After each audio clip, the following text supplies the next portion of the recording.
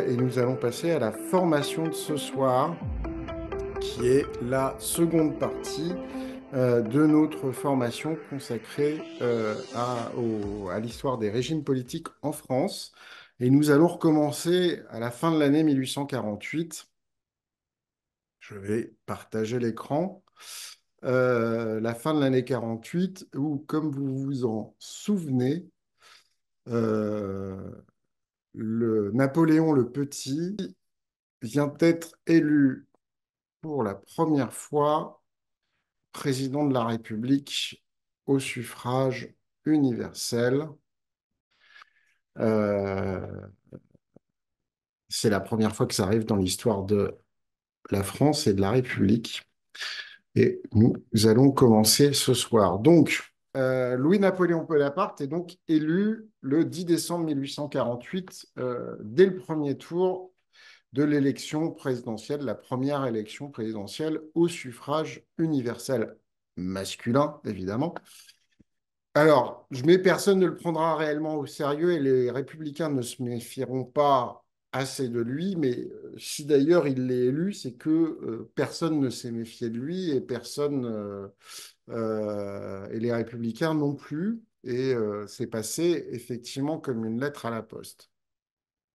Néanmoins, dans la foulée, quelques mois plus tard, 6 mois plus tard, en 1849, la France élit une Assemblée nationale. Je vous l'ai dit à la fin de la dernière session de formation.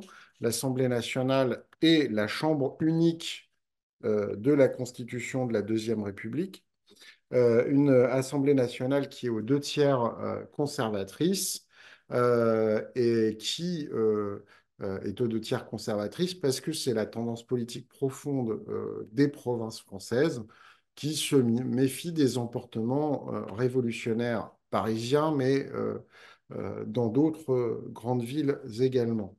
Et cette assemblée va vouloir limiter les acquis de la Révolution de 1848. Je vous ai dit que le principal acquis de la Révolution de 1848, parce qu'on a vu la répression sociale qui a mis fin à l'expérience en tout cas de la tentative de République sociale. Ce principal acquis de 1848, c'est le suffrage universel masculin. Et donc, cette chambre conservatrice va tenter de restreindre le droit de vote et elle va le faire par la loi du 31 mai 1815, en excluant du vote au moins un tiers des électeurs, puisqu'il faut, pour être électeur, justifier d'une résidence continue pendant plus de 3 ans dans la même commune et par l'inscription sur le registre fiscal. Ce qui empêche tous les itinérants, dont la majorité des artisans, et qui écarte également du droit de vote tous ceux qui ne peuvent pas payer l'impôt. Alors, on n'est pas exactement au retour du suffrage censitaire, mais en tout cas, ça dégage un tiers des électeurs. Celui qu'on surnomme le prince-président, Louis-Napoléon Bonaparte, président de la République, va s'opposer à cette réforme conservatrice, réactionnaire contre le suffrage universel. Il va donc gagner en popularité en étant défenseur du suffrage universel masculin. Et jouant sur cette popularité, il va en profiter pour proposer un projet de révision constitutionnelle euh, qui vise à permettre sa réélection, puisque la Constitution de la Deuxième République ne prévoit pas que le président de la République puisse se présenter à un deuxième mandat. Et c'est ça son véritable objectif. Et l'Assemblée nationale conservatrice, qui ne veut pas de ce Louis-Napoléon Bonaparte qu'elle ne contrôle pas, euh, va rejeter, euh, va rejeter l'élection présidentielle. Les conservateurs, au moins, ont compris que Louis-Napoléon Bonaparte ne roulait que pour lui. Ils l'ont compris un peu tard, puisqu'ils l'ont soutenu au départ. Et donc, ils vont le lâcher et ils rejettent sa révision constitutionnelle. Et logiquement, Louis-Napoléon Bonaparte, euh, profitant de ce conflit avec l'Assemblée nationale, va engager un coup d'État. C'est le coup d'État du 2 décembre 1851. les, les parlementaires conservateurs sont arrêtés et en même temps 25 000 républicains. Alors, je vous parlerai après de. On reparlera plus tard éventuellement dans la discussion de deux, trois trucs sur les républicains et les députés républicains qui siégeaient à l'Assemblée nationale, mais on va essayer d'aller plus vite ici. Donc, il met en place un empire autoritaire. Enfin, pas tout de suite. Pas tout de suite, puisque oui, le coup d'État vise à remettre en place en réalité l'empire, en disant bah, mon oncle étant empereur, je vais devenir empereur, ou en tout cas, je vais mettre en place un régime qui ressemble trait pour trait au premier empire de Napoléon Ier, Napoléon Bonaparte. Mais pendant presque un an, Louis-Napoléon va conserver la fiction du titre de président de la République euh, avant d'accepter avec humilité, évidemment, le fait que les nouvelles instances qu'il a mis en place lui proposent de devenir empereur et de mettre fin à une forme de supercherie. Mais en tout cas, dès le début, c'est-à-dire dès le coup d'État de décembre 51, avant même que Louis-Napoléon ne devienne Napoléon III, euh, on est quand même dans la mise en place d'institutions qui rétablissent en réalité l'Empire et qui rétablissent les institutions de l'Empire. Avec quelques aménagements, c'est-à-dire qu'on proclame la continuité avec les grands principes de 89, mais tout le reste, on revient à ce qui fait la substantifique moelle du bonapartisme, c'est-à-dire que l'empereur n'est responsable que devant le peuple, auquel il fait appel par des plébiscites. Et bien entendu, les plébiscites sont, si ce n'est truqués, tout du moins, l'opposition ne peut tellement pas s'exprimer qu'en réalité, il n'y a qu'une seule réponse possible. L'empereur est chef des armées, il déclare la guerre, il négocie la paix et les traités, il nomme à tous les emplois publics, il fait exécuter les lois au moyen du pouvoir réglementaire. Il a l'initiative des lois, il les promulgue, il nomme et il révoque seuls les ministres.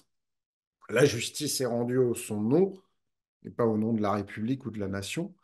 Les parlementaires et l'ensemble des agents publics doivent lui jurer fidélité et il présente une fois par an devant le Parlement un message sur l'état des affaires de la République. Là, on va dire que c'est un retour d'influence de la Révolution américaine et de la Constitution des États-Unis d'Amérique. Le Conseil d'État retrouve le rôle qu'il avait sous le Premier Empire, c'est-à-dire qu'il prépare les lois et grosso modo, il prépare ce qui va être euh, le pouvoir réglementaire exercé par l'empereur. Et le Sénat est composé de membres de droit, cardinaux, maréchaux, amiraux, membres de la famille impériale, ou ceux qui sont nommés à vie par l'empereur. Donc vraisemblablement, enfin vraisemblablement. Vous vous souvenez ce que j'avais dit il y a 2 semaines sur la Chambre des pairs sous Louis XVIII et Charles X. Quand vous avez un problème de majorité à la Chambre des pairs, vous augmentez le nombre des pairs. Et ben bon, si tant est que vous ayez un problème au Sénat, ce qui n'a rarement été le cas, puisque c'était pas non plus une chambre totalement législative. Si jamais il y a un problème au Sénat avec quelqu'un qui va pas dans le tas, vous nommez un nouveau sénateur. Et ce Sénat a plutôt un rôle constitutionnel. Il juge de la constitutionnalité des lois et c'est lui qui propose des modifications constitutionnelles qu'on appelle Senatus Consulte. Le corps législatif, lui, par contre, est élu au suffrage universel direct, débat et vote des lois et des impôts, mais il n'en a aucunement l'initiative et ses présidents et vice-présidents sont nommés par l'empereur. On va passer petit à petit dans la pratique au Second Empire libéral. Alors, vous vous souvenez du Premier Empire hein, que j'avais présenté euh, avec un système de contrôle politique et de police politique, un régime policier extrêmement fort hein, sous Napoléon Ier. La première version du Second Empire va être à peu près sur ce modèle et petit à petit, ça va se détendre. Euh, Napoléon III, sans lui chercher d'excuses ou de circonstances atténuantes, n'est pas son oncle. Mais en tout cas, l'évolution va se faire petit à petit. Un décret de novembre 1860 rétablit ce qui existait sous Louis-Philippe, c'est-à-dire l'équivalent de l'adresse au discours du trône.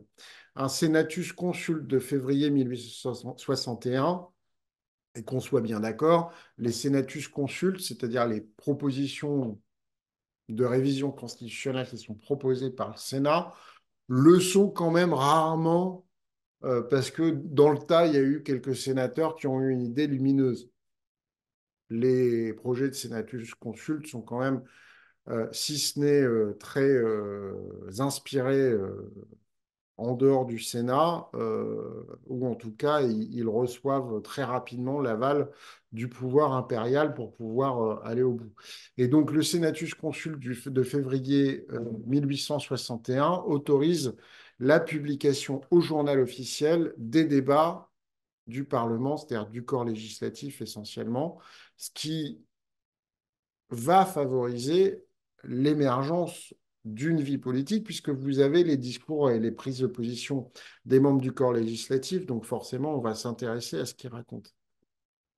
Un Senatus consulte de la fin de l'année 1861 permet au corps législatif de voter le budget par ministère et non pas en bloc. On n'est plus dans je vous présente un budget, c'est à prendre ou à laisser. En bloc total, vous avez le droit d'avoir des désaccords partiels sur telle ou telle pas ligne budgétaire, on n'est pas encore là, mais voilà. Et en 66, on élargit le droit d'amendement du corps législatif. En 67, enfin, le Parlement, enfin le corps législatif, a le droit d'interpeller le gouvernement. Cette évolution, enfin, est renforcée par la victoire, on va dire, des républicains très modérés, le tiers parti qui est dirigé par Émile Ollivier. Alors, Émile Ollivier, je vous en ai parlé lors de la formation sur qu'est-ce qu'un État, où j'essayais de vous décrire ce qu'était le préfet. C'est Émile Ollivier qui a expliqué que le préfet, c'était le même marteau que l'État, que l'État central tout en haut que Paris, mais celui dont on avait raccourci le manche. Et Émile Ollivier devient Premier ministre après la victoire de son tiers parti, et ils vont, pendant une petite année, permettre la continuité de cette évolution libérale de l'Empire. Néanmoins, ça ne va pas durer très longtemps puisque l'Empire va chuter en 1870, comme on le verra plus tard. Alors, elle est aussi validée par plusieurs Senatus consultes, cette évolution, en tout cas, cette transformation parlementaire de l'Empire. Le corps législatif va enfin disposer de l'initiative des lois et la capacité à désigner ses présidents et vice-présidents.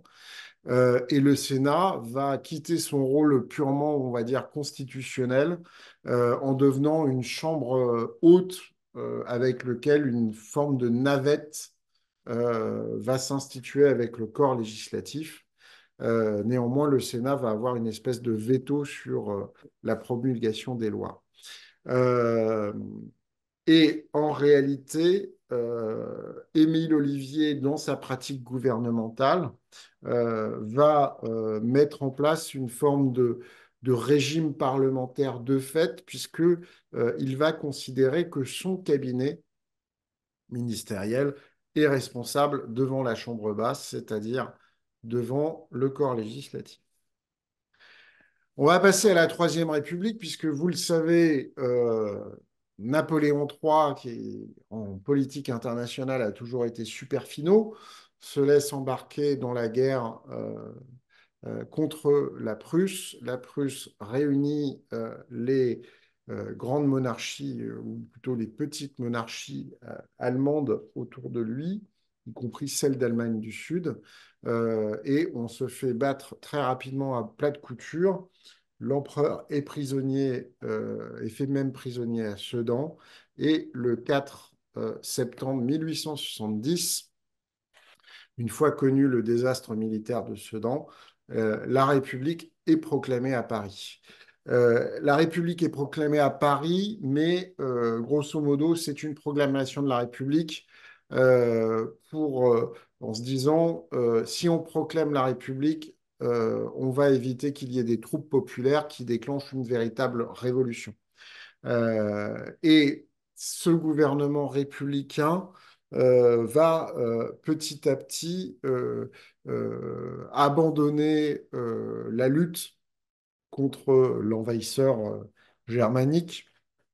Cet abandon va provoquer la révolte de la commune, en tout cas le peuple parisien, une partie du peuple parisien, beaucoup plus révolutionnaire que les républicains modérés qui ont proclamé la République le 4 septembre 70 vont déclencher, enfin, vont se révolter contre le gouvernement républicain officiel qui s'enfuit à Versailles. Vous connaissez l'histoire de la commune, on ne va pas en faire l'histoire ici, mais la commune n'a pas été qu'à Paris et pendant quelques jours, il y a eu d'autres communes dans le pays, à Lyon et à Marseille notamment, qui vont être bien plus rapidement qu'à Paris, matés par les militaires qui se sont ralliés au gouvernement officiel. Euh, la répression est un bain de sang. Il y a eu plus de personnes massacrées par les Versaillais, c'est-à-dire les troupes au service du gouvernement officiel du gouvernement provisoire de la République française, à Paris lors de la répression de la Commune que sous la Terreur dans toute la France. Et les élections qui vont suivre la défaite militaire et la répression de la Commune vont donner une majorité parlementaire monarchiste qui craint le retour du bonapartisme.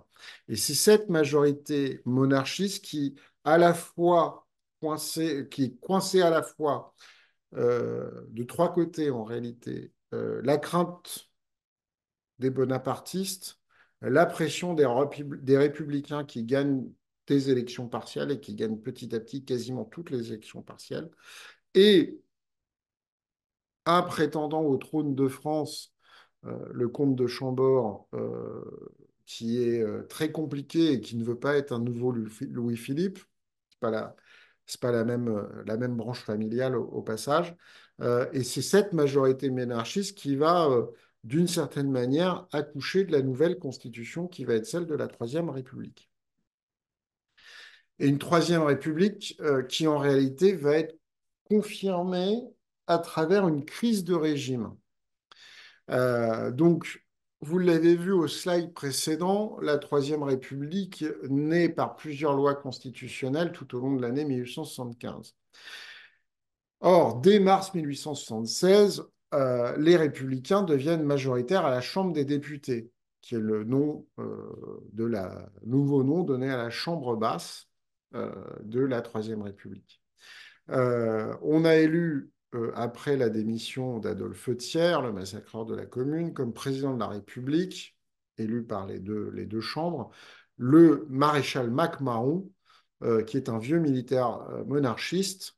Et ce maréchal MacMahon va forcer le président du Conseil républicain, Jules Simon, à la démission en mai 76, donc 2 mois après l'élection d'une majorité euh, républicaine, et nomme à la place comme président du Conseil Albert Duc de Broglie, qui est le chef orléaniste de la minorité conservatrice et monarchiste.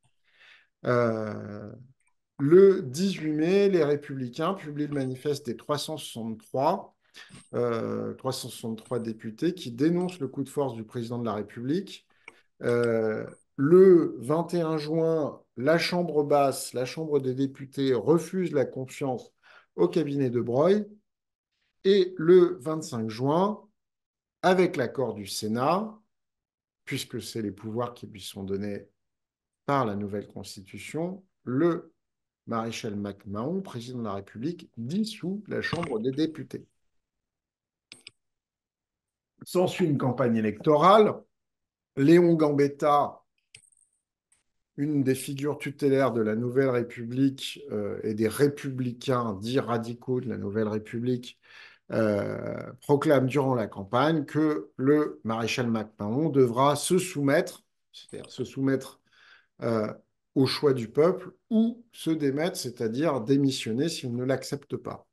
Les républicains l'emportent avec une majorité légèrement moindre et surtout avec le retour de l'extrême gauche socialiste à la Chambre des députés. MacMahon se soumet en réalité, puisqu'il va nommer comme président du Conseil le républicain Dufort, et finalement, il se démettra, c'est-à-dire qu'il démissionnera quelque temps plus tard, quand le Sénat sera gagné par une majorité républicaine.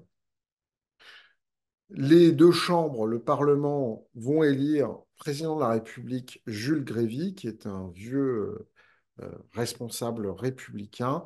Et Jules Grévy va annoncer, et c'est une, comment dire, c'est une logique qui sera suivie ensuite par l'ensemble des présidents de la République qui lui succéderont, pardon, va annoncer qu'il n'entrera jamais en lutte contre la volonté nationale exprimée par ses organes constitutionnels.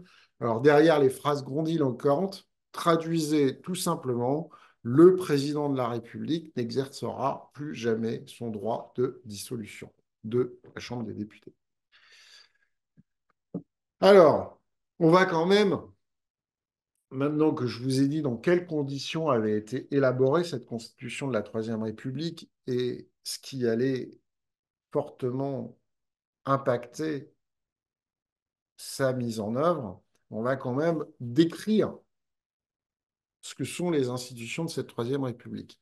On va commencer par l'exécutif, puisque vous avez vu que ce que je vous ai raconté n'a pas grand-chose à voir avec l'image, peut-être, que certains d'entre vous ont de la Troisième.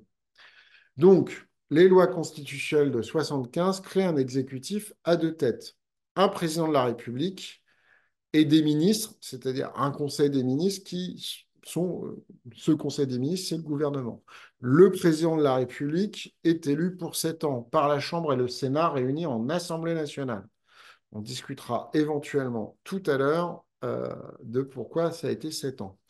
Le président de la République nomme les ministres, négocie et ratifie les traités. Il dispose de la force armée, nomme aux emplois civils et militaires. C'est donc le chef de l'administration. Il a l'initiative des lois, il les promulgue, il surveille et assure leur exécution grâce à un large pouvoir réglementaire. Il peut demander aux chambres une nouvelle délibération durant le délai de promulgation. Et il communique avec elles par des messages lus par les ministres. Euh, Vous savez que le président de la République, sous la Deuxième République, avait la possibilité de venir au Palais Bourbon s'exprimer devant l'Assemblée nationale. Comme il a fait un coup d'État pour renverser la République, c'est un mauvais souvenir. Il y a donc un symbole à refuser à ce que le président de la République mette les pieds au Parlement. Ce symbole sera écrasé ensuite par la réforme constitutionnelle de Sarkozy en 2008. Le président de la République peut dissoudre la Chambre des députés sur avis conforme du Sénat. Donc, il doit avoir le soutien du Sénat pour dissoudre la Chambre des députés, mais il peut le faire. Et toutes ces décisions, cependant, doivent être consignées par des ministres. Donc, nous avons un président de la République qui a potentiellement énormément de pouvoir sous la Troisième République. Quel est le deuxième pouvoir? Le deuxième pouvoir, c'est le législatif, avec un Sénat qui était la condition sine qua non fixée par la majorité monarchiste pour accepter la nature républicaine du régime.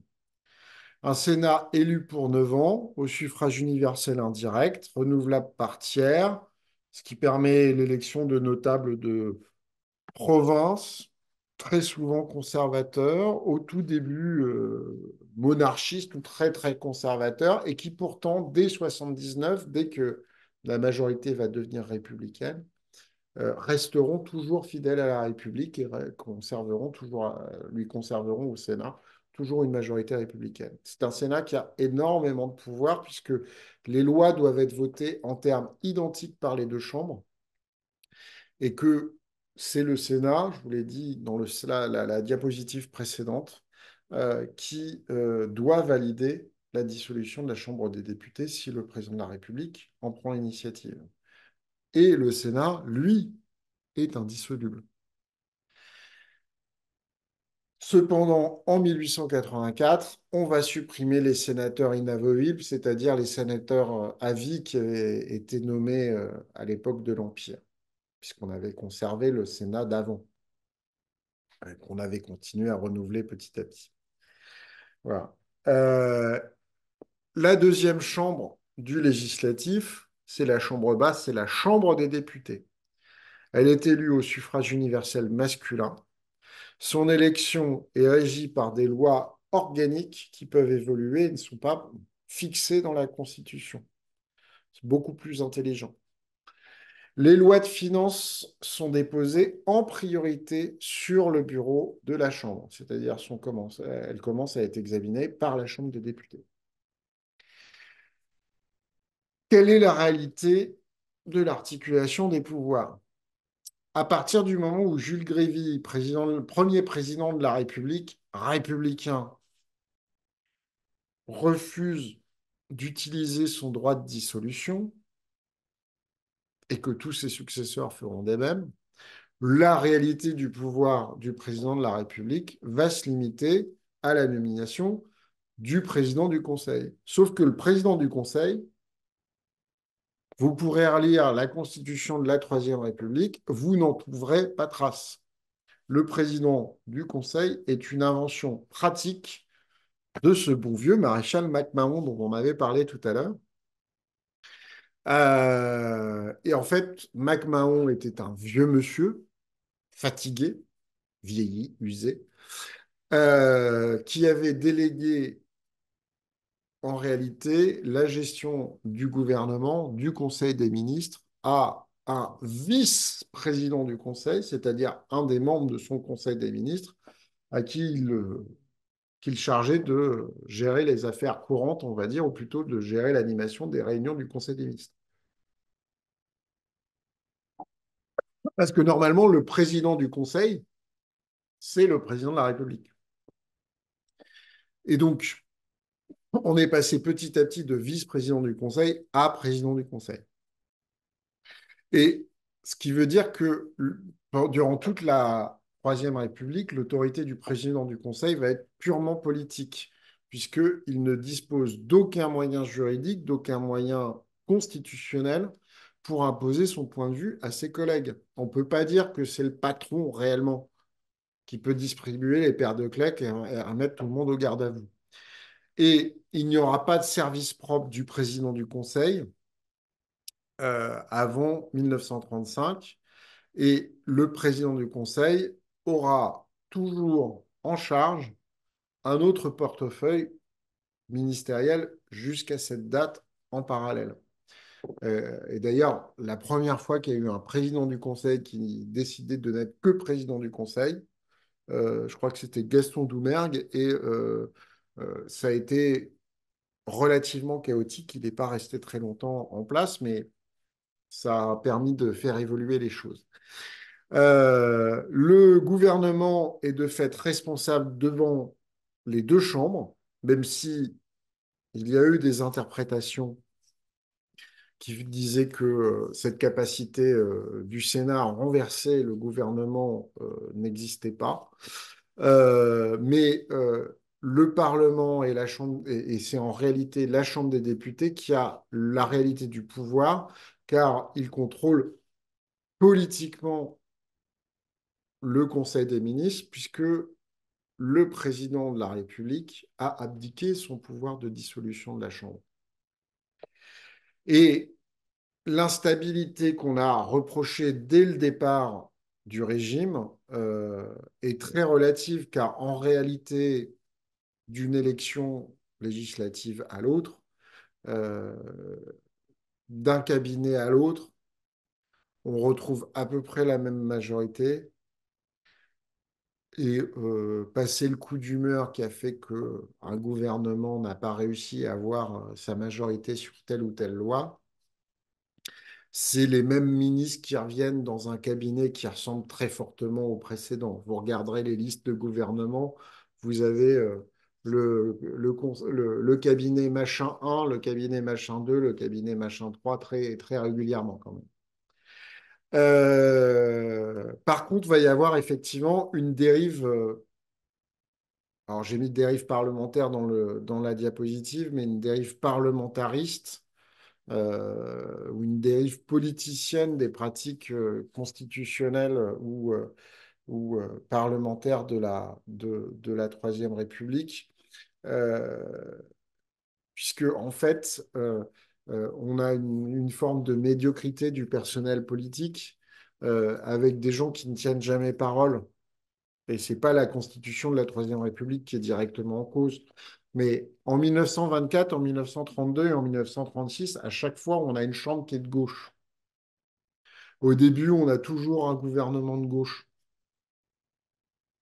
Avant, et très rapidement, avant la fin du mandat, la plupart du temps, on a un gouvernement de droite qui arrive tout de suite après parce que les radicaux, qui sont le parti pivot euh, de l'après-guerre, de l'entre-deux-guerres, euh, retournent en général leur veste. Mais vous voyez, dans ce que je viens de dire, ça n'est pas un problème de régime, c'est un problème de pratique politique et c'est un problème de positionnement politique et potentiellement, on peut s'hasarder à ce jugement de valeur, de médiocrité du personnel politique.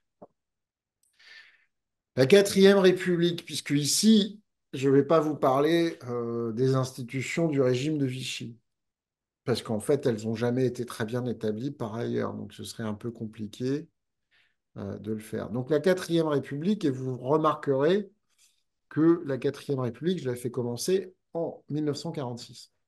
Quatrième République. Donc la question qui se pose justement à la Libération, c'est est-ce qu'on va continuer la troisième ou est-ce qu'on va faire un nouveau régime? Alors d'abord, notons-le, le suffrage universel devient enfin vraiment universel. Et au-delà du décret du général de Gaulle du 21 avril 1944, la première fois que les femmes françaises votent, c'est le 29 avril 1945 et je crois que c'est pour les élections municipales. Donc, fallait-il reconduire la Troisième République? Après tout, on vient de se taper un régime, si ce n'est fasciste, ou du moins gravement dictatorial et réactionnaire avec Pétain et Vichy. La Troisième République, c'était pas forcément le pire des régimes. Et c'est la position que défend le Parti radical. Mais le Parti radical, au lendemain de la Libération, il ne passe plus grand-chose. Léon Blum est plutôt pour un régime présidentiel. Il le décrit À l'échelle humaine, qui reprend les intuitions qu'il avait formulées dans un livre qu'il avait publié en 1936 et qui a été réédité, publié en 1918, pardon, et qui a été réédité en 1936 et qui s'appelait Lettres sur la réforme gouvernementale et qui était, comment dire, inspiré de son expérience de directeur de cabinet du ministre du ravitaillement, Marcel Samba, du ministre socialiste du ravitaillement, Marcel Samba, euh, qui, je l'avais dit, dans l'histoire du socialisme français, avait été un des ministères, comment dire, stratégiques, qui avait permis la mise en place d'une forme d'économie administrée, euh, sous un régime d'économie de guerre en réalité. Et donc, Léon Blum avait été à un poste lui aussi stratégique pour voir comment fonctionnait euh, l'action publique le régime républicain dans ce cadre-là. Une troisième tendance est pour un régime parlementaire réformé, et c'est cette tendance-là qui va l'emporter, avec une élection législative qu'on met en parallèle d'un référendum dont il débouche la nécessité de proposer une nouvelle constitution. Donc le débat sur est-ce qu'on reconduit la troisième est tranché par ce référendum. Et donc le 21 octobre 1945 est officiellement, en tout cas au soir des résultats, le dernier jour de la Troisième République. Et cette assemblée élue, qui sera aussi constituante, est dominée par trois forces, le PCF, l'ASFIO et le MRP, c'est-à-dire les démocrates chrétiens. Très rapidement, l'ASFIO, Blum et son ami Daniel Mayer pardon, qui en était secrétaire général, en perdent le contrôle. Donc, au sein de la SFIO, on va avoir, avec Guy Mollet, des partisans d'un régime parlementaire renforcé. Et donc, le PCF et la SFIO vont tenter de faire adopter un premier projet de régime parlementaire monocaméral.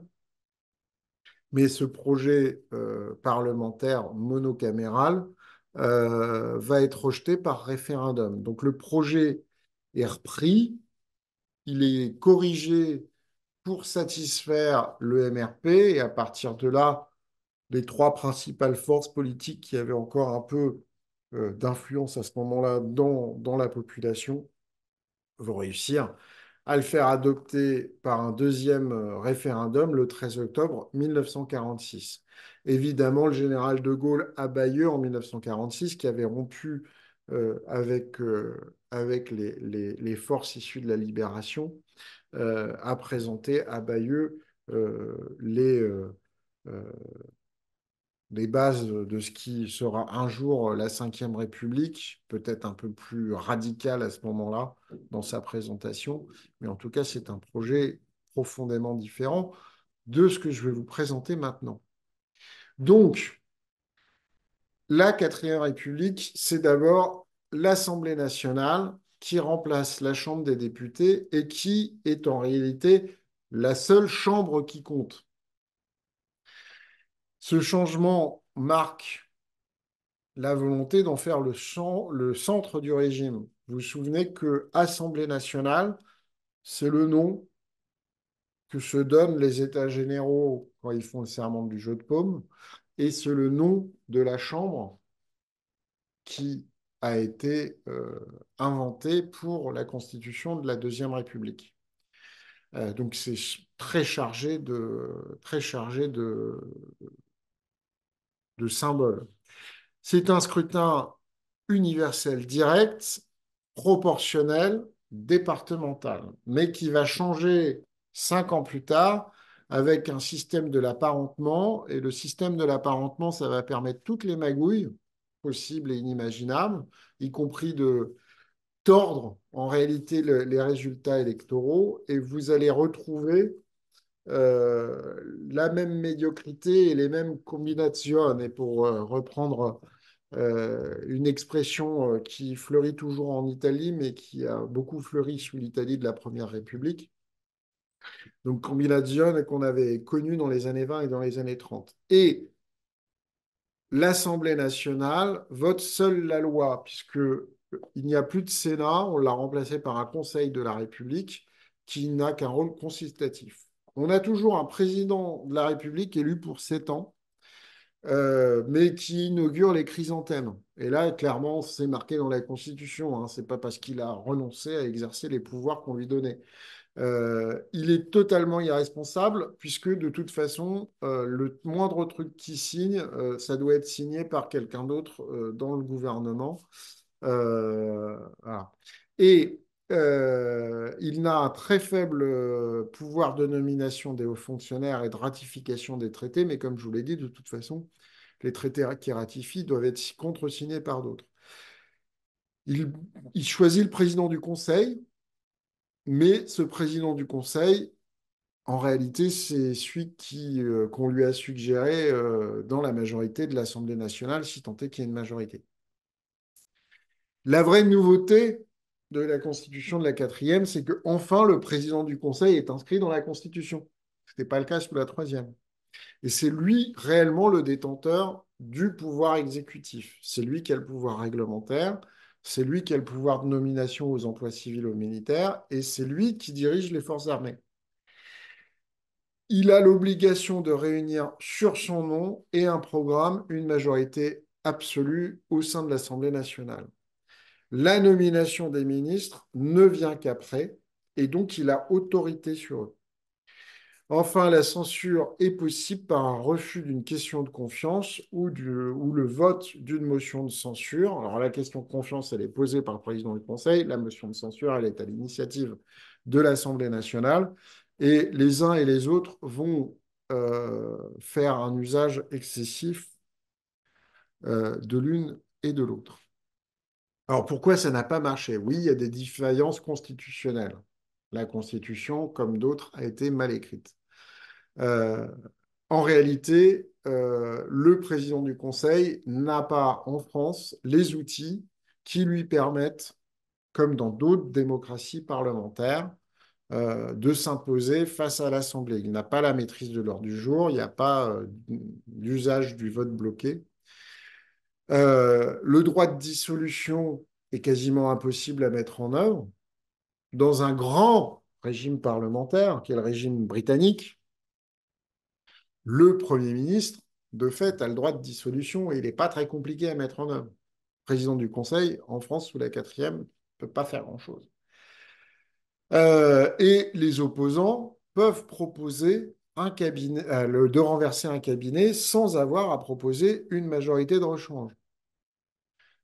Si vous êtes attentif à ce qui se passe en Grande-Bretagne, encore une fois, c'est cet exemple. Pourquoi je prends la Grande-Bretagne? Non pas parce que j'aime beaucoup les Britanniques, mais parce que c'est quand même l'archétype du régime parlementaire absolu.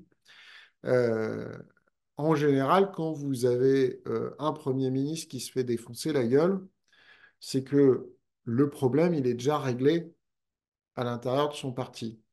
Il a été mis en minorité et on lui a dit, hé, gars, ou, en l'occurrence pour Margaret Thatcher, Theresa May et la nana qui a dû rester 3 semaines en poste la dernière fois, avant Richie Sunak. Euh, Et elle s'est déjà fait faire, on leur a déjà fait la peau pendant la réunion du groupe parlementaire, et le groupe parlementaire disant, hein, vous inquiétez pas les gars de l'opposition, on a un Premier ministre de rechange. Donc là, absolument pas besoin de faire ça. Le contrepoids à l'Assemblée nationale n'existe pas, puisque je vous l'ai dit, le Conseil de la République n'a pas de rôle législatif et son rôle législatif ne reviendra qu'en 1954. Il n'y a pas de contrôle réel de la constitutionnalité des lois. Le recours au référendum est limité aux questions constitutionnelles. Donc, quand vous avez une situation impossible à régler, pas de majorité, difficile à réunir, voilà, vous ne pouvez pas aller voir le peuple pour dire, écoutez, on n'arrive pas à se mettre d'accord, est-ce que vous avez un avis sur le sujet? Et enfin, le mode de scrutin, pas tant la proportionnelle législative, pas tant la proportionnelle départementale que le système de l'apparentement qui est mis en place dès 51 va rapidement favoriser une autonomisation des députés par rapport aux souhaits et aux desiderata de leurs électeurs. Alors, pas forcément de leurs électeurs territoire par territoire, mais d'une manière générale de la vie du pays compilée et consolidée. Mais surtout, la quatrième République va payer les difficultés conjoncturelles, mais des difficultés conjoncturelles un peu pesantes. Difficultés conjoncturelles d'ordre politique d'abord, puisque De Gaulle et les gaullistes, d'un côté, le PCF de l'autre, ne sont pas simplement des opposants politiques, ce sont des opposants au régime lui-même. Et au sein de l'Assemblée nationale, vous aurez toujours au moins un tiers des députés qui diront le régime de la quatrième République, c'est de la merde, faut l'abattre. Parce que c'est quand même ça, à partir de 47, le discours de PC, et avant même le référendum qui met en place la quatrième République, c'est le discours de Gaulle et de ses soutiens. Les majorités de troisième force sont fragiles parce qu'elles n'ont aucune cohérence politique. La troisième force, c'est une majorité par défaut. Faut pas être communiste, faut pas être gaulliste, faut pas être poujaliste. Sur quoi vous vous mettez d'accord? Ben, on n'est pas d'accord avec ceux qui, en fait, veulent détruire le régime. Simplement ça. Donc, comment vous mettez en place une politique réellement positive pour un pays qui a besoin aussi de se reconstruire? C'est extrêmement compliqué. Les radicaux, la droite indépendante, les démocrates chrétiens, le petit parti de Mitterrand, les socialistes version Guy Mollet sont en réalité d'accord sur rien ou rarement. Du fait du mode de scrutin et de l'apparentement, l'émiettement politique et l'absence de discipline dans les partis de la troisième force vont euh, encourager le fait que l'instabilité ministérielle va être aggravée par rapport à ce qui se passe, à ce qui s'est passé sous la Troisième République. Euh, Sachant que les ministères qui ont duré le plus longtemps, ils ont duré 7 ou 8 mois, et c'est les ministères de Mendès France et de Guy Mollet. Alors, il y a toujours le phénomène que je vous décrivais sous la troisième, c'est que potentiellement d'un ministère à l'autre, euh, il y a des ministres qui se retrouvent à peu près à l'identique. Mais vu ce que je viens de vous dire, les circonstances sont quand même pires et c'est plus aléatoire. Puis surtout, on a à chaque fois plus de mal à monter les cabinets. La réalité aussi, c'est que le pays est sorti de la Seconde Guerre mondiale dans un état catastrophique, qu'il faut le reconstruire, que la reconstruction est compliquée, que quand même pendant des années, on va conserver le rationnement et que ça ne se fait pas tout seul. Et d'autant que le PCF, une fois qu'il aura rompu avec euh, la majorité de la libération, va avoir pendant un temps une position de soutien à des mouvements insurrectionnels quand il ne les aura pas encouragés. Et puis surtout, rapidement, la décolonisation va devenir le calvaire de la quatrième République qui va être incapable de le gérer. La guerre d'Indochine, qui commence dès le lendemain de la Seconde Guerre mondiale, euh, le fait que la fédéralisation de l'Empire français qui devient l'Union française ou quelque chose comme ça, bah, ça marche pas, hein. Les Africains veulent pas simplement une espèce de fédération française, mais veulent être indépendants tout en conservant quand même le soutien financier de l'ancienne puissance coloniale.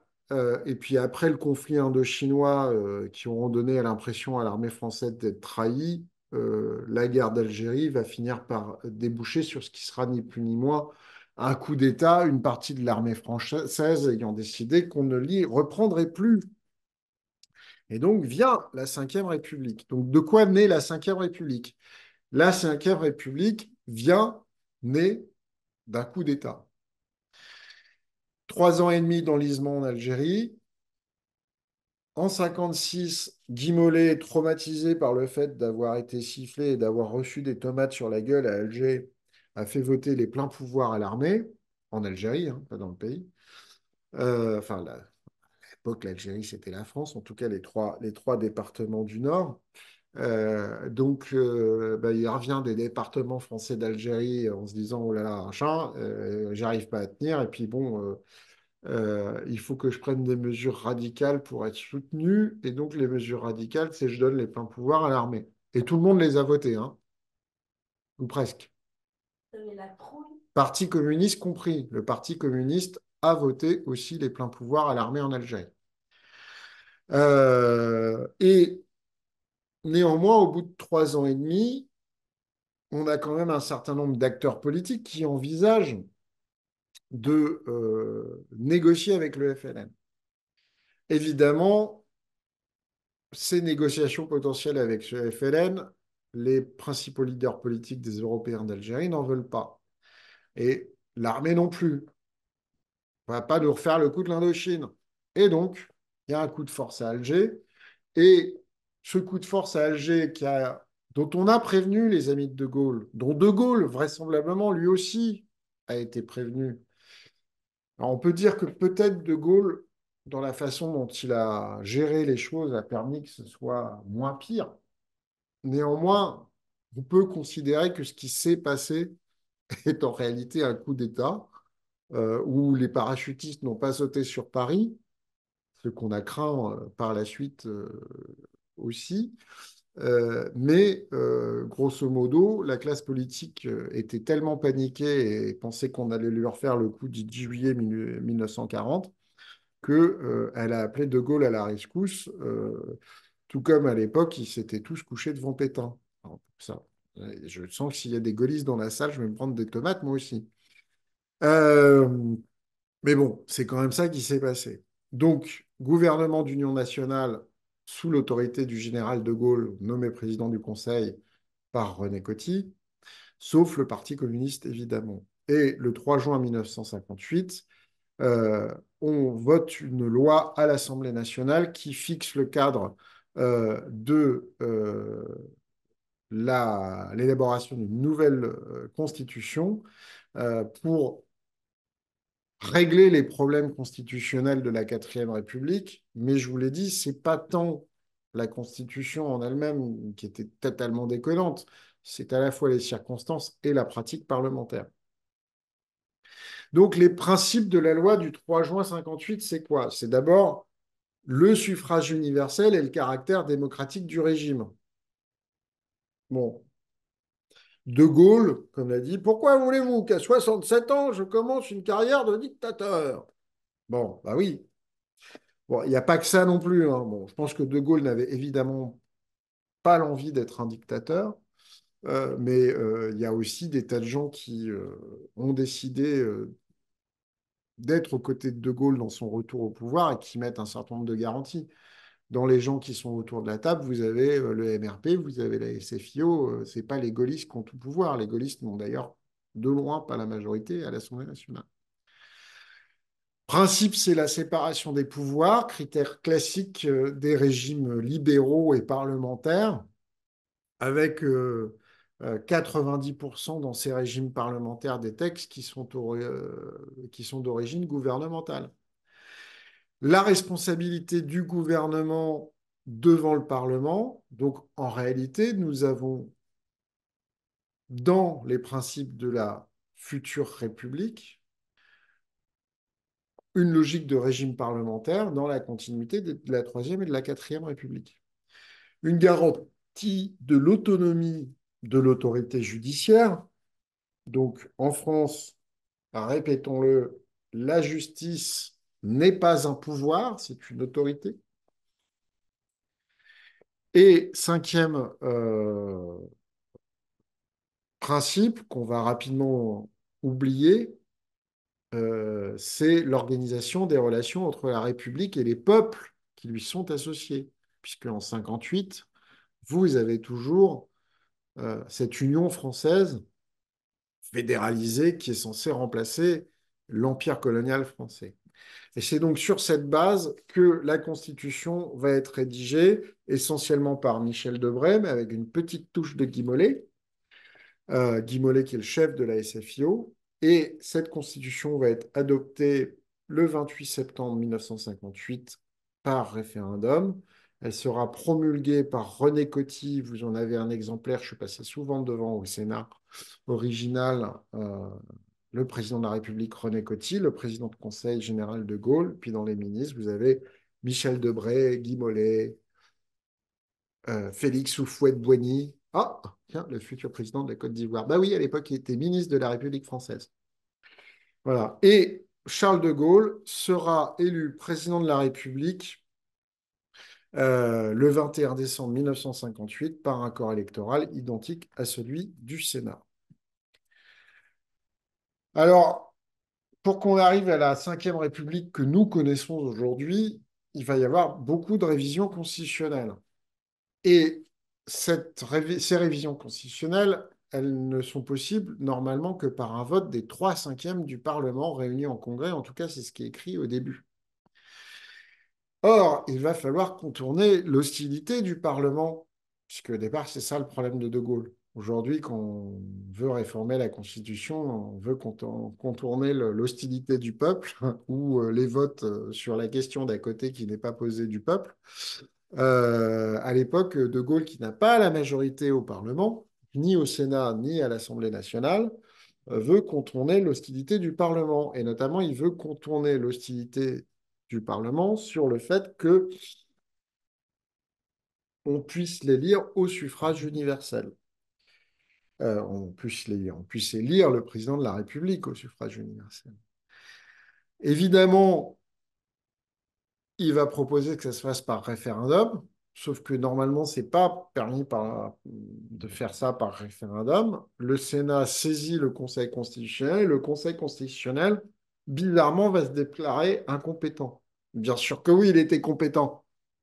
Évidemment qu'il était compétent. Et s'il s'était déclaré compétent, ce qu'il était, il aurait conclu que le recours au référendum pour réformer la Constitution à ce niveau-là n'était pas constitutionnel. Mais bon, puisque le Conseil constitutionnel se déclare incompétent, on fait le référendum et par référendum, les Français sont d'accord avec le général. Le président de la République sera désormais élu au suffrage universel direct. Et dans la foulée,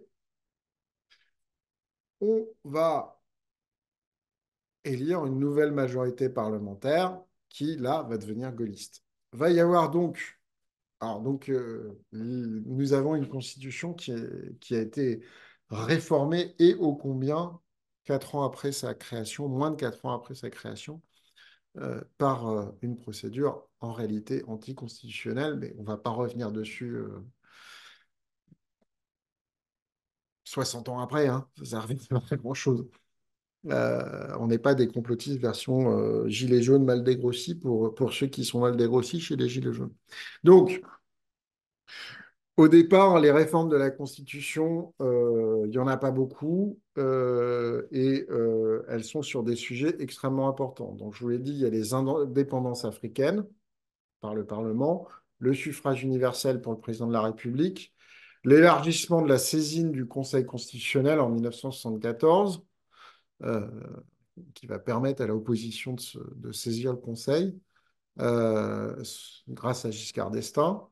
L'adaptation des règles de la campagne présidentielle en 1976. Et puis, on va avoir une accélération en, à partir de 1992, souvent pour des traités européens, Maastricht, Amsterdam, Lisbonne, pour la Cour de justice de la République et des règles d'asile en 93, l'élargissement de la pratique du référendum en 95, la création du projet de loi de financement de la sécurité sociale en 96, le processus de pacification, décolonisation, je ne sais pas trop comment le dire, en Nouvelle-Calédonie en 98 et 2007, le fait qu'on accepte la Cour pénale internationale et qu'on mette en place la parité en 1999, le quinquennat en 2000, le mandat européen et la décentralisation en 2003 et un certain nombre d'adaptations des pouvoirs du Parlement et du président de la République en 95, 2007 et 2008. Bizarrement, depuis 16 ans, il n'y a plus grand-chose en termes de révision constitutionnelle. Bizarrement. Sauf qu'il s'est passé un truc. Il y a, euh, oui, maintenant il y a l'IVG, effectivement, pardon, excusez-nous. Hier, il y a eu l'IVG. Donc, depuis 16 ans, il n'y a pas eu grand-chose. Hier, il y a eu l'IVG. On pourra avoir un débat sur l'inscription de l'IVG dans la Constitution. Mais voilà. Donc, ces différentes révisions constitutionnelles ont en réalité renforcé le pouvoir du président de la République. L'élection au suffrage universel à partir de 62, suffrage universel direct, qui, sous prétexte de légitimité, confisque, en tout cas, remet en cause le monopole démocratique du Parlement, puisque le Parlement et au sein du Parlement, l'Assemblée nationale était jusqu'ici la seule instance élue au suffrage universel direct. Le Sénat indirect, le président de la République jusqu'en 62 indirect. Le quinquennat en 2002, a aligné les mandats présidentiels et parlementaires et ont renforcé pendant 20 ans le fait majoritaire et la domination du président de la République sur le gouvernement. On pourra avoir un débat, si vous voulez, tout à l'heure sur les conséquences de l'élection législative de 2022 et les causes de ces conséquences. Le président de la République a quand même énormément de pouvoir, et ce, dès le départ. Il nomme le Premier ministre, il préside et prépare les séances du Conseil des ministres, il peut soumettre à référendum, on l'a vu, de très nombreux projets de loi et traités, et il peut dissoudre l'Assemblée nationale. Et là, contrairement au pouvoir théorique du président sous la Troisième République, il n'a pas besoin de l'avis conforme du Sénat. Il faut qu'il en parle au président de l'Assemblée nationale et au président du Sénat. Et une fois qu'il a parlé avec eux, il dit, vous avez un avis, bah, je m'en fous, je fais quand même. Ou vous êtes d'accord avec moi, tant mieux, parce que de toute façon, j'aurais fait ce que je voulais quand même. Sympa. Il peut saisir le Conseil constitutionnel sur un projet de loi ou un projet ou un traité à ratifier. C'est ce qui s'est passé notamment en 1992 avec le traité de Maastricht. C'est Mitterrand qui a saisi le Conseil constitutionnel. Le Conseil constitutionnel lui a dit, effectivement, il y a un problème. Le traité n'est pas compatible avec la Constitution telle qu'elle est. Donc, si vous voulez ratifier le traité Maastricht, il faut changer les constitutions. Et c'est ce changement de constitution doublé de la ratification du traité de Maastricht qui a été soumis à référendum. Et dernièrement, on l'a encore vu, la loi immigration, il y a quelques semaines, adoptée avec les voix du FN et des propositions inspirées du FN, en connaissance de cause par Macron, qui utilise à la fin le Conseil constitutionnel pour faire voiture-balai et nettoyer ce qui allait trop loin, même pour lui, et qui était visiblement, et qui, pas simplement visiblement, mais qui était anticonstitutionnel. Il a des pouvoirs exceptionnels à l'article 16, qui ont été utilisés par deux fois et par le général de Gaulle. Il est irresponsable politique, mais sa responsabilité pénale est différée à la fin de son mandat. Et depuis 2008, réforme de Nicolas Sarkozy, il peut faire un discours devant le Congrès, c'est-à-dire le Parlement réuni en Congrès, avant un débat sans vote. On revient au symbole de la Constitution de 1848 et donc de Louis-Napoléon Bonaparte. Il a des pouvoirs partagés avec le Premier ministre. C'est lui, il nomme ensemble les membres du gouvernement et les principaux hauts fonctionnaires. Et l'avis du président de la République est déterminant sur cela.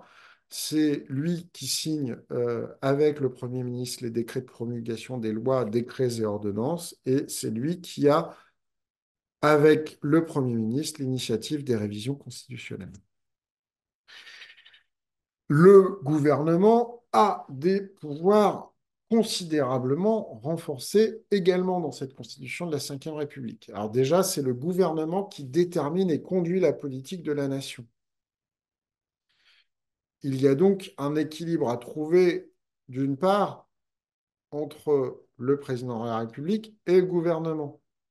Normalement, le président de la République, il est là pour donner les grandes orientations. Et quand vous aviez quelqu'un comme Charles de Gaulle, voire même encore Georges Pompidou, qui prenait, on va dire, beaucoup de hauteur, voire même Mitterrand d'une certaine manière, je pense que Giscard était plus intrusif. Vous avez cet équilibre qui est trouvé entre le président de la République et le gouvernement. Depuis Sarkozy, qui avait parlé de Premier ministre collaborateur, Hollande et Macron, clairement, on a des premiers ministres, des présidents de la République qui sont en réalité des chefs du gouvernement. Euh, je ne parlerai pas de Chirac parce que lui, Chirac, c'était juste qu'il était évanescent. Donc, ce n'était pas à la hauteur de Gaulle, de Gaulle, Pompidou ou Mitterrand. Donc, le Premier ministre est nommé par le président de la République. Il doit avoir la confiance de l'Assemblée nationale et du président de la République. Et donc, sa mission prend fin soit quand il perd l'un ou quand il perd l'autre. L'une ou l'autre, pardon. Et la responsabilité pénale du Premier ministre peut aussi être mise en cause en cours d'exercice de ses fonctions. Le Premier ministre et le gouvernement sont là pour mettre en œuvre les grandes orientations du président de la République, à condition qu'il n'y ait pas de cohabitation. Depuis 2002, les cohabitations, c'est plus compliqué. Pouvoir de nomination aux emplois civils militaires sous tutelle du président de la République. Le Premier ministre dispose quand même avec son gouvernement essentiellement de l'initiative législative. Les ministres sont nommés à la fois, je l'ai dit tout à l'heure, par le président de la République et le Premier ministre, et ils sont politiquement responsables collectivement et individuellement. Mais le Premier ministre n'est pas un responsable hiérarchique supérieur. Le Premier ministre a la tutelle sur de nombreux services spécialisés lui permettant, et ça c'est la vraie nouveauté, de coordonner l'action du gouvernement et mettre en œuvre sa politique par l'administration. Le Premier ministre dispose d'un large pouvoir réglementaire et d'un pouvoir d'arbitrage entre les différents ministères. En ce moment, est en train de se réfléchir un espèce de serpent de mer de l'administration ou politico-administratif français. C'est est-ce que les préfets, qui sont depuis la Troisième République rattachés au ministre de l'Intérieur, doivent être rattachés plutôt à Matignon, au Premier ministre? J'avoue que moi, je pense pour la seconde solution. Les préfets sont censés, si tant est qu'ils aient les moyens de l'être réellement, les coordonnateurs de l'action de l'État sur le territoire. Or, qui est le coordonnateur de l'action de l'État au niveau national et gouvernemental? C'est le Premier ministre, ce n'est pas le ministre de l'Intérieur. Donc voilà, ce serait finalement quelque chose d'assez cohérent. Alors, les ministres, eux, ont un rôle politique législatif. Ils préparent les projets de loi, ils négocient avec les parlements. Administratif et directif, c'est eux qui mettent en œuvre les politiques publiques et qui peuvent aussi interpréter la loi par des circulaires notamment.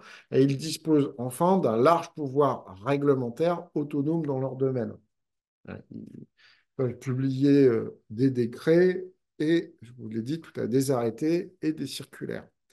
Et enfin, c'est le gouvernement qui propose les référendums au président de la République et décrète l'état de siège.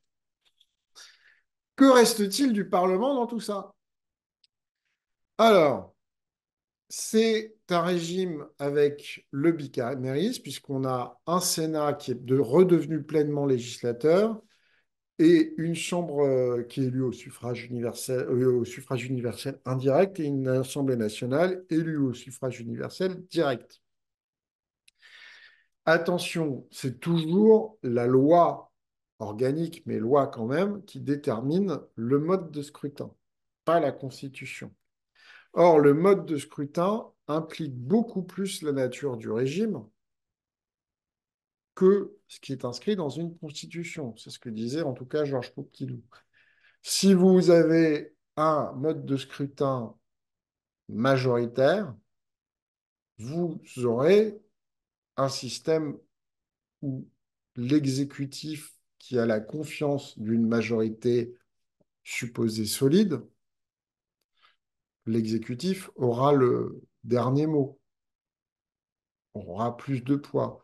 Si vous avez un scrutin proportionnel où le gouvernement doit aller chercher des majorités composites, où le gouvernement est issu d'un accord de majorité avec des forces politiques qui n'ont pas fait forcément campagne sur un projet commun, vous avez un régime qui est plus parlementaire.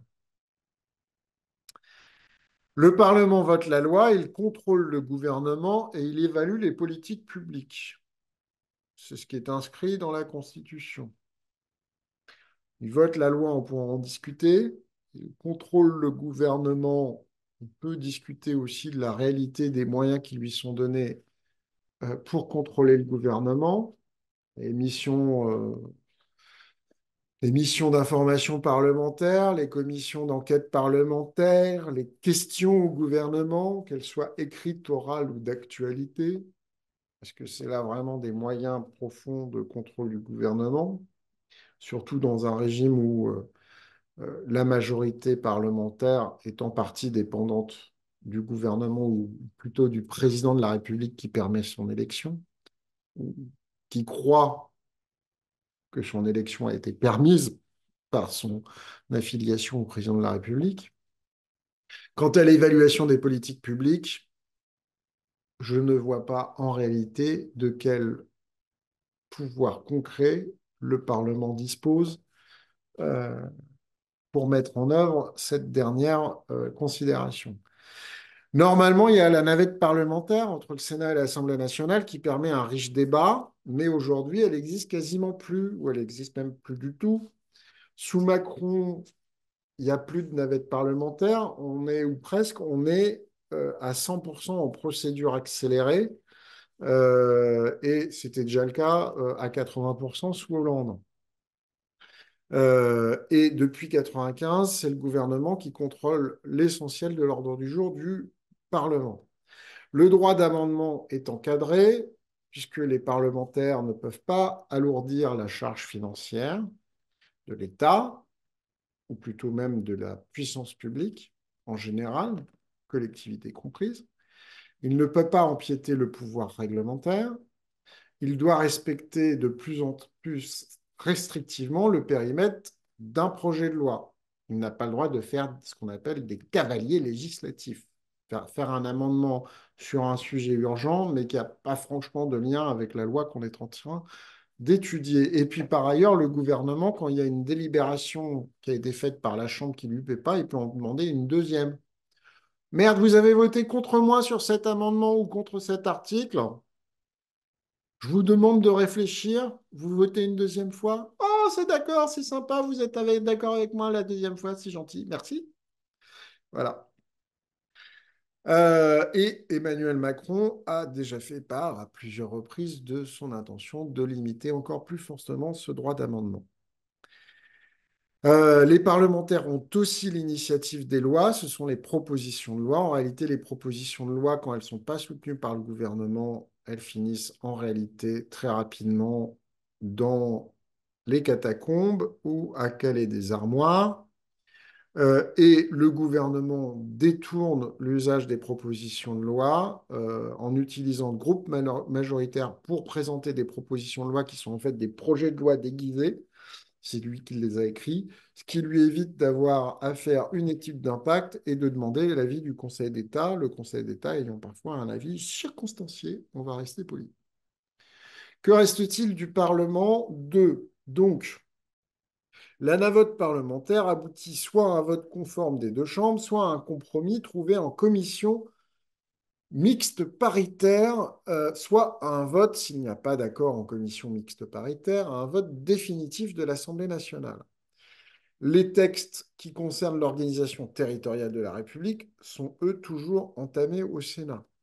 La procédure de référendum d'initiative partagée est à l'initiative des parlementaires, mais on sait qu'elle est difficile, en réalité impossible à mettre en œuvre. On a payé pour voir. La motion de censure n'a abouti qu'une seule fois, au moment du débat sur l'élection du président de la République au suffrage universel. Le gouvernement peut refuser l'examen d'amendements, il peut contraindre au vote bloqué, et il peut, sur ce vote bloqué, c'est lui qui choisit le texte, c'est lui qui choisit éventuellement les amendements dans ce texte que les parlementaires ont présenté et qui lui vont bien. Le gouvernement peut présenter des amendements à n'importe quel moment du débat parlementaire, y compris sur son propre texte. Ah, dis donc, j'ai oublié un truc, les gars. Ah, ben c'était un amendement super important, je n'ai pas demandé l'avis du Conseil d'État, ça ne figure pas dans l'étude d'impact, c'est pas grave. Le gouvernement peut contraindre l'Assemblée nationale à accepter un texte malgré elle, sauf à ce que le gouvernement soit renversé, c'est le fameux 49.3. Le vote des lois de finances et de financement de la sécurité sociale laisse peu de marge au Parlement, d'autant que, on l'a vu avec la réforme des retraites dernièrement, elles permettent aussi de limiter le temps des débats.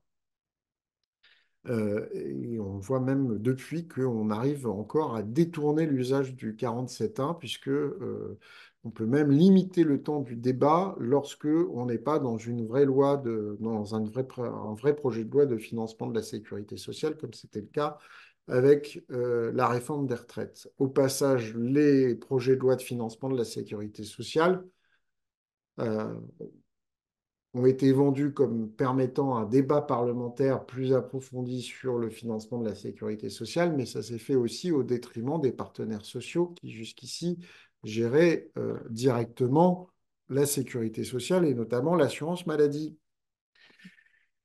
Je vous ai dit ce qu'il fallait penser du contrôle de l'action gouvernementale et en réalité sur la capacité à évaluer les politiques publiques. La seule administration nationale qui peut euh, donner des éléments de contrôle et d'évaluation au gouvernement, c'est la Cour des comptes, contrairement à ce qui se passe dans la République fédérale allemande, où il y a une partie des administrations qui répondent directement au Bundestag.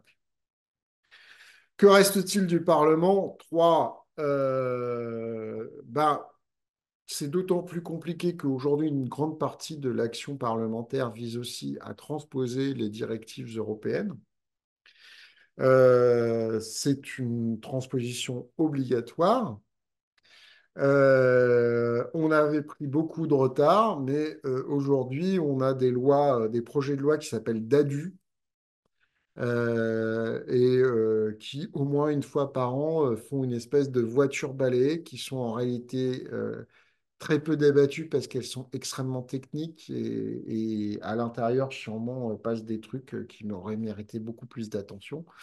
Mais ça pose quand même problème. Euh, donc, on a rattrapé aujourd'hui notre retard, hein. On était considérés comme des mauvais Européens parce qu'on transposait peu les directives européennes. Aujourd'hui, on a quasiment tout transposé. Et si vous avez encore des gens qui disent que la France ne transpose pas les directives européennes, vous leur dites que ce n'est pas vrai.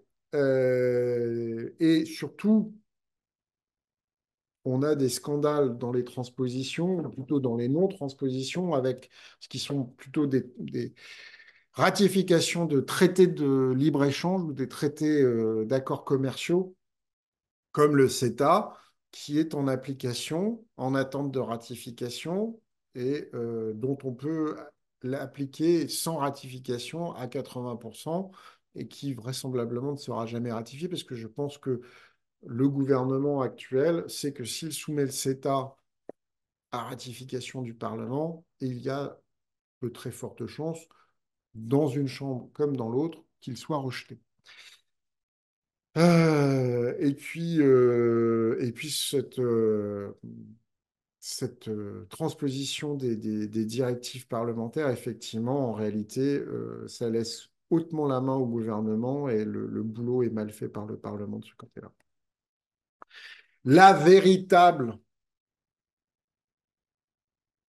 innovation de la Ve République, c'est le Conseil constitutionnel.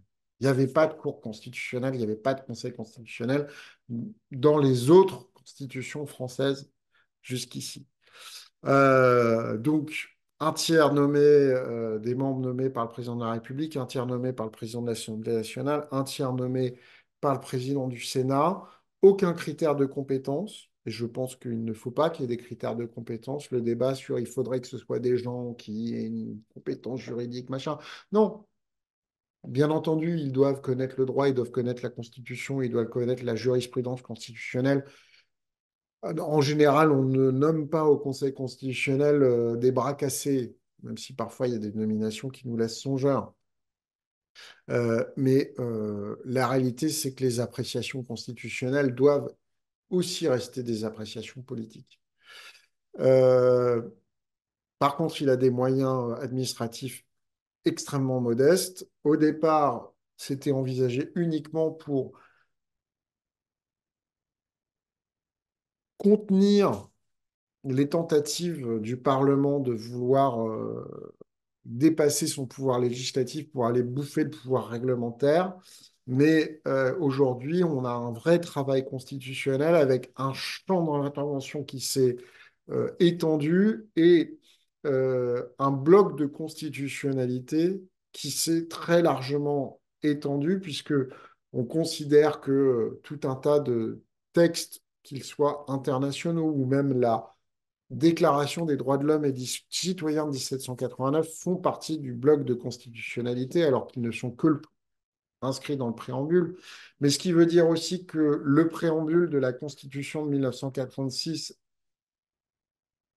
étant elle-même préambule de la Constitution de 1958, le préambule de la Constitution de 1946 est également intégré dans le bloc de constitutionnalité. Et puis pour ailleurs, vous avez cette jurisprudence constitutionnelle qui fait que les sages du Conseil constitutionnel se réfèrent, quand ils examinent un dossier, aux décisions qu'ils ont déjà prises en matière constitutionnelle.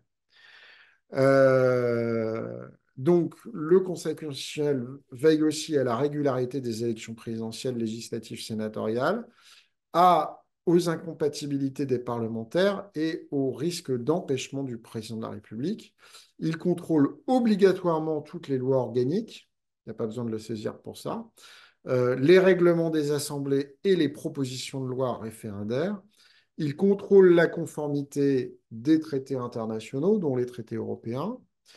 Et depuis 1974, la révision constitutionnelle sous Giscard, l'opposition peut saisir le Conseil constitutionnel, hein, c'est les 60 députés ou 60 sénateurs qui peuvent décider de saisir. Et enfin, depuis 2010, vous avez les questions prioritaires de constitutionnalité qui sont des sujets qui arrivent devant le Conseil constitutionnel après un long parcours judiciaire et qui permettent potentiellement d'abroger des dispositions législatives si une question prioritaire de constitutionnalité étant présentée au Conseil constitutionnel, le Conseil constitutionnel juge effectivement que bien que la loi à l'origine n'ait pas été présentée à son contrôle et qu'elle l'est maintenant à la suite d'un long parcours judiciaire, effectivement, cette loi n'était pas constitutionnelle et donc il la censure après coup